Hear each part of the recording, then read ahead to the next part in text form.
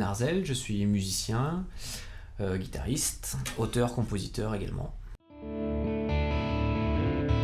Alors moi je suis musicien autodidacte de formation, donc sans formation. Donc voilà, j'ai appris la guitare avec un peu ma famille, avec mon père, mes oncles, mes cousins, tout ça, mes frères et sœurs. Et puis après, j'ai appris en écoutant plein de choses, tout ce qui me tourne dans les oreilles, tu vois, du rock, du blues, et beaucoup de musique traditionnelle, acoustique aussi. Dans la chanson française, les artistes majeurs qui m'ont beaucoup influencé, c'est ceux de notre génération, enfin de la génération quand on écoutait la musique enfant dans la voiture des parents, tout ça. Donc c'était Goldman, Cabrel, De Palmas, toutes ces plumes-là. C'est dans ces textes-là que je me suis dit il y a des choses à faire avec la langue française aussi, où je trouvais que la langue française sonnait à fond en fait. C'est voilà, comme c'est une autre facette musicale, j'ai pas l'impression qu'il y ait de la redondance avec ce que je fais déjà. Donc là, le premier titre que j'ai sorti, Écouter la pluie, pour l'instant a de chouettes retours, donc, et on m'en demande d'autres, donc ça motive pour faire la suite. Et oui, je vais mener ça de front avec le reste. Ben moi j'arrive pas du tout à faire l'un ou l'autre séparément. Il y en a qui arrivent à faire toutes les paroles et une fois qu'ils ont le texte parce qu'ils ont un sujet qui les ont, un thème qui les ont inspirés, derrière ils prennent la guitare. Ou il y en a qui font l'inverse et qui prennent la guitare, qui prennent une grille et qui chantent en yaourt par-dessus. Et là, il y a des phrases en anglais, enfin en pseudo-anglais, en yaourt qui arrivent, et après, derrière, il est traduit en français. Moi, j'ai un peu de mal à faire ça. Ça m'est déjà arrivé, mais moi, je fais un peu les deux en même temps. C'est-à-dire que d'un coup, il y a une idée sur la guitare qui me inspire un thème sur lequel écrire, et après, les deux vont ensemble, quoi. Tu peux pas rester indemne quand t'entends du Led Zepp pour la première fois. Voilà, on a tous flingué les mêmes CD, en fait. Et puis après, quand on creuse un peu plus loin, des artistes moins connus, des textes, des références plus obscures. Après, on va éduquer son oreille pour faire des choses un peu similaires, mais ouais, c'est ça, les artistes, pour ce qui est de l'écriture en anglo-saxon, on va dire, il y a beaucoup eu Kelly Joe Phelps et Tim O'Brien qui sont des musiciens plutôt acoustiques. Et après, pour la musique française, c'est voilà, les rêves de tout à l'heure, Cabrel, Goldman, Michel Berger.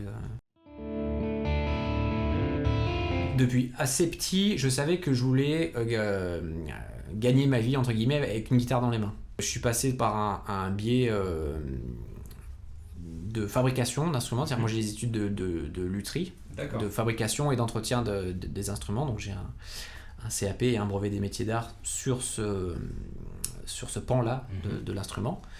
J'ai travaillé un petit peu comme ça, et puis après je me suis mis à faire beaucoup de concerts, et il a fallu que j'arrête cette activité-là pour faire que de la musique.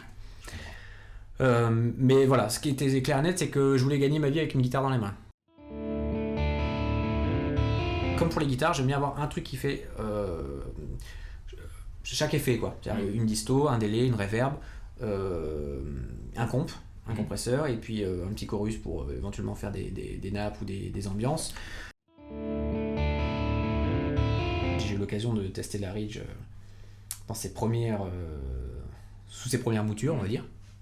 Et voilà, et moi j'ai été vite séduit. Alors encore une fois, j'aime pas trop bidouiller pendant 1000 ans tous les sons. Donc elle est très très facile d'accès, très abordable, quoi. Pour trouver un son, on passe pas 1000 ans à la programmer. Voilà. Moi il fallait que ça soit assez plug and play, quoi.